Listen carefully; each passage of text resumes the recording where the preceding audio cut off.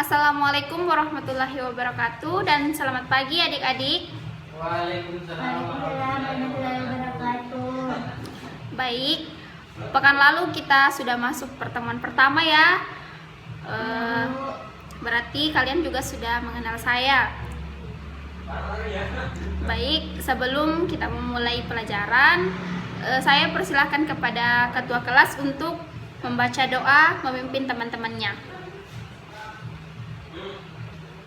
Sebelum kita memulai pelajaran pada hari ini, marilah kita berdoa sesuai dengan keyakinan masing-masing. Doa dimulai.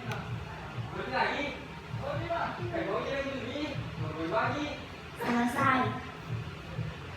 Baik, terima kasih ketua kelasnya. Baik, selanjutnya kita absen ya. Nur Fahima Umar, Hadir Bu.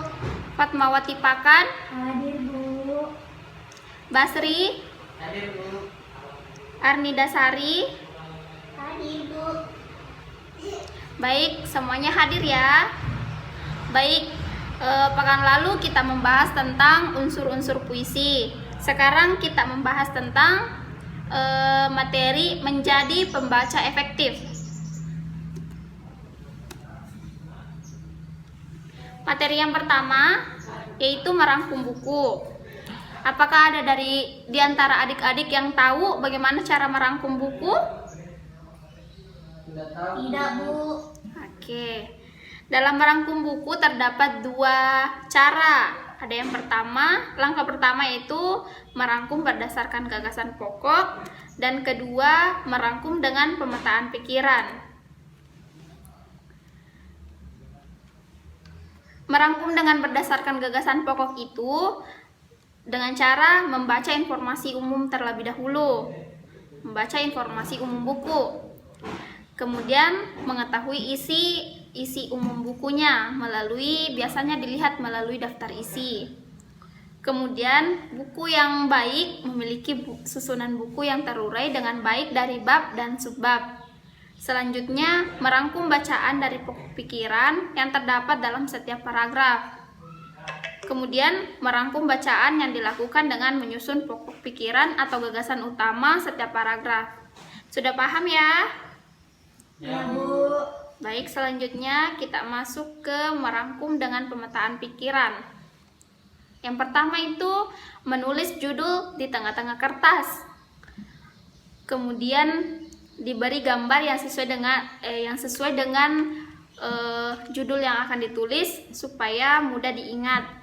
Kemudian buat cabang-cabang terkait topik yang diangkat sebelumnya yang tertera di tengah-tengah kertas tersebut. Kemudian membuat cabang utama yang lain dan menggabungkan warna yang berbeda. Selanjutnya beri label pada setiap cabang dan hanya menggunakan kata kunci saja. Kemudian buat subbab. Selanjutnya jika ada hal yang berkaitan dari bab satu dengan bab yang lain, tinggal kita berikan tanda garis yang menarik ke arah subbab yang lain ya, supaya mudah dikenali antara kaitan subbab yang satu dengan subbab yang lain. Paham ya? Ya Bu. Baik. Selanjutnya kita masuk ke menelaah unsur buku. Ada yang tahu bagaimana cara menelaah unsur buku? Masih kurang paham Bu. Kurang paham ya. Ya Bu. Dalam menelaah unsur buku terdapat dua cara. Ada yang unsur buku non fiksi, kemudian ada unsur buku fiksi. Kalau yang non fiksi ada yang tahu? Nah, ya. Di buku non fiksi itu yang ditelaah bagian cover buku, kemudian rincian subbab buku, kemudian judul subbab, kemudian isi buku, lalu cara menyajikan isi buku, bahasa yang digunakan, dan sistematikanya. Selanjutnya, jika sudah diketahui ya non fiksinya, selanjutnya ada yang tahu yang buku fiksi bagaimana cara ditelaah? Apa Bu? Bagaimana cara mentelaah buku fiksi? Ada yang tahu? Tidak tahu. Hampir sama saja yang pertama tadi ya.